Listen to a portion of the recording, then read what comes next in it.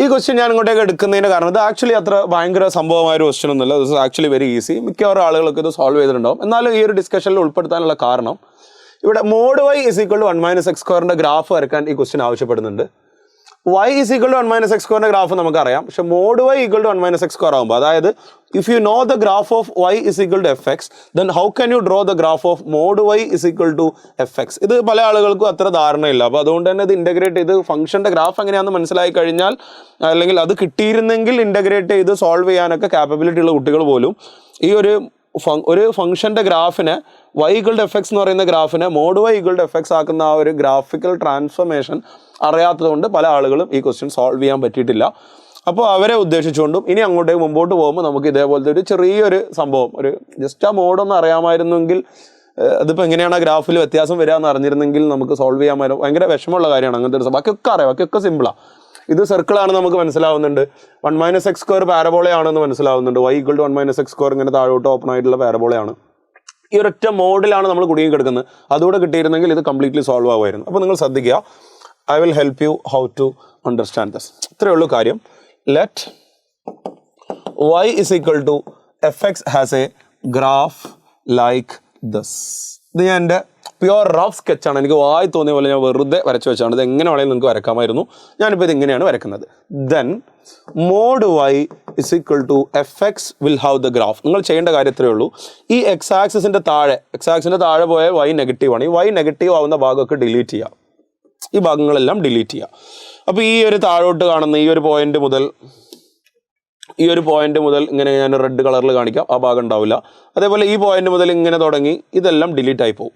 എന്നിട്ട് ബാക്കിയുള്ള ആളുകളെ മിറർ ഇമേജ് നിങ്ങൾ നേരെ താഴോട്ട് വരച്ച് വെക്കുക. അപ്പോൾ ഇത് വരച്ച് കഴിഞ്ഞാൽ എത്രത്തോളം ഇതുപോലെ ആവും എന്നറിയില്ല, ഞാൻ കൈകൊണ്ടാണ് വരക്കുന്നത്. പക്ഷെ നിങ്ങൾ മനസ്സിലാക്കുക, അപ്പോൾ ഇവിടെ ഇങ്ങനെ ഒരു പോസിറ്റീവ് പാർട്ടാണ്, ആ പാർട്ട് അതുപോലെ തന്നെ വരും. പിന്നെ ഇവിടെ ഇങ്ങനെ ഒരു ഗ്യാപ്പ്, ആ റെഡ് പാർട്ട് ഡിലീറ്റ് ആയിട്ട് പോയിട്ട് ഇങ്ങനെ വരും. എന്നിട്ട് നിങ്ങൾ ചെയ്യേണ്ടത് ഈ മുകളിലേക്ക് ഉണ്ടായിരുന്ന ഭാഗത്തിൻ്റെ മിറർ ഇമേജ് എന്താണോ ഉള്ളത് അത് അതുപോലെ താഴോട്ട് വരയ്ക്കുക. അപ്പോൾ ഇവിടെ ഉള്ളത് നേരെ താഴോട്ട് വരയ്ക്കുക. So you delete every portion below the X axis and draw the mirror image of the remaining portion. ഇതാണ് എല്ലാ ഗ്രാഫിനെയും ഒരു y = fx mod y = fx ആക്കി കൺവേർട്ട് ചെയ്യുന്ന രീതിയാണത്. നമുക്കൊരു എക്സാമ്പിൾ നോക്കാം. Let y = sin x. So mod y = sin x graph എങ്ങനെ പ്ലോട്ട് ചെയ്യാം? Actually very easy. ഇപ്പോൾ നിങ്ങൾക്ക് മനസ്സിലായല്ലോ. അപ്പോൾ sin x ഗ്രാഫ് എങ്ങനെയാണ് ഉണ്ടാവുക? നമുക്ക് എല്ലാവർക്കും അറിയാവുന്ന ഗ്രാഫാണ് sin x. Mod y = sin x ആകുമ്പോൾ ഈ ഭാഗങ്ങളെല്ലാം ഡിലീറ്റ് ചെയ്യുക. എന്നിട്ട് ബാക്കിയുള്ളത് 0 to π ഇങ്ങനെ ഒരു പോർഷൻ ഉണ്ടാവും. പിന്നെ അതിൻ്റെ ഇടയിൽ ഡിലീറ്റ് ആയി പോയല്ലോ, അപ്പോൾ ഒരു ഗ്യാപ്പ് ഇട്ടിട്ട് ഇവിടെ ഇങ്ങനെ ഉണ്ടാവും. അതേപോലെ ഇവിടെ ഇങ്ങനെ താഴോട്ടൊരു ഗ്യാപ്പ് ഇട്ടിട്ട് ഇങ്ങനെ -2π to -π ഇങ്ങനെ ഉണ്ടാവും. മോഡ് y ആയതുകൊണ്ട് ഇവിടെ എല്ലാം അതിൻ്റെയൊക്കെ മിറർ ഇമേജ് ഇങ്ങനെ താഴോട്ട് വരച്ച് വെക്കുക.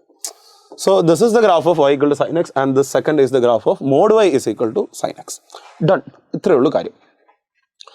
So let us go back to the question. ഇവിടെ എന്താ സംഭവിക്കുന്നത്? mod y = അപ്പോൾ ഇതൊക്കെ ഒന്ന് വായിക്കുകയാണ്, പഠിച്ചല്ലോ, നിങ്ങൾക്ക് മനസ്സിലായല്ലോ. Okay, so mod y = 1 - x². ഇതാണ് y = 1 - x² graph. It's A parabola open downwards. അത് മോഡ് y ആകുമ്പോൾ നമ്മൾ ഈ താഴോട്ട് പോകുന്ന പോർഷനെ നമ്മൾ ഡിലീറ്റ് ചെയ്യും. എന്നിട്ട് ഇത്ര മാത്രം എടുക്കും. എന്നിട്ട് അതിൻ്റെ മിറർ ഇമേജ് ഇങ്ങനെ താഴോട്ട് വരക്കും. This is the graph of mod y = 1 - x². Then x² + y² = 1 is a circle like this.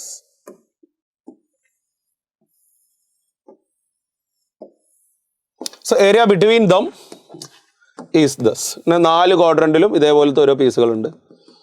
But you know that there is a symmetry. ഈ y = 1 - x² സിമെട്രിക് ആണ്, മോഡ് y എടുക്കുമ്പോൾ symmetric ആണ്. Circle already എല്ലാ ഡയമീറ്ററിനും പോയിട്ട് symmetric ആണ്. അതുകൊണ്ട് ഈ 4 ക്വാഡ്രന്റിലും കാണുന്ന ഏരിയ ഞാൻ വരച്ചത് പ്രകാരം ഇപ്പോൾ വരച്ച ചിത്രം കാണുന്ന സമയത്ത് ചിലപ്പോൾ നിങ്ങൾക്ക് ഈക്വൽ ആണെന്ന് തോന്നുന്നുണ്ടാവില്ല. പക്ഷേ തിയററ്റിക്കലി ഈ ഏരിയകളെല്ലാം സെയിം ആണ്.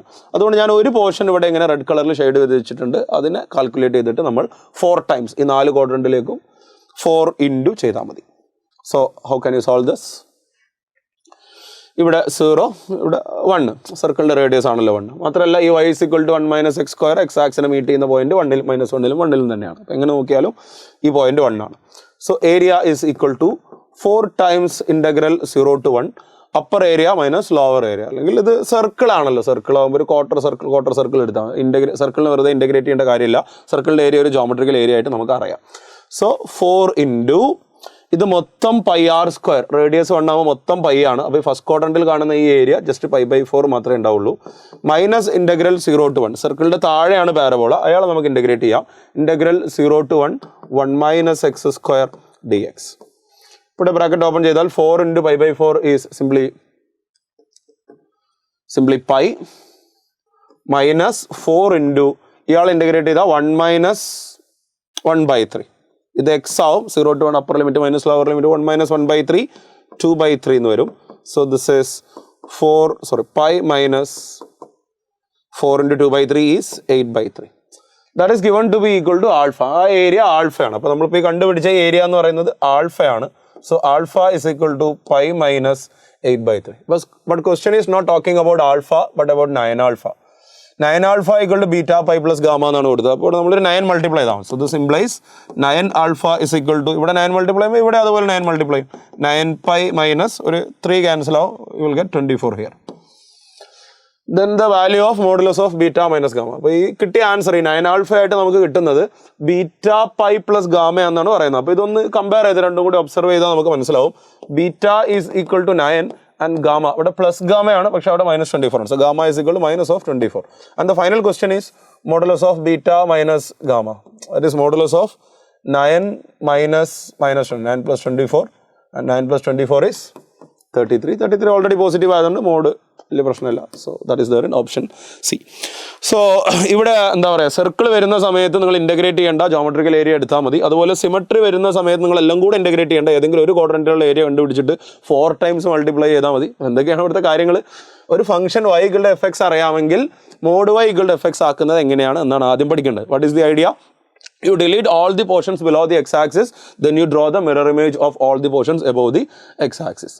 And second idea, നമ്മൾ ഈ ഗ്രാഫ് സ്കെച്ച് ചെയ്ത് കഴിയുമ്പോൾ ഇവിടെ സിമട്രി കാണുന്നുണ്ട്, അതുകൊണ്ട് ഇതിൻ്റെ 1/4 ഏരിയ മാത്രമേ കണ്ടുപിടിക്കുന്നുള്ളൂ, എന്നിട്ട് നമ്മൾ 4 മൾട്ടിപ്ലൈ ആണ്.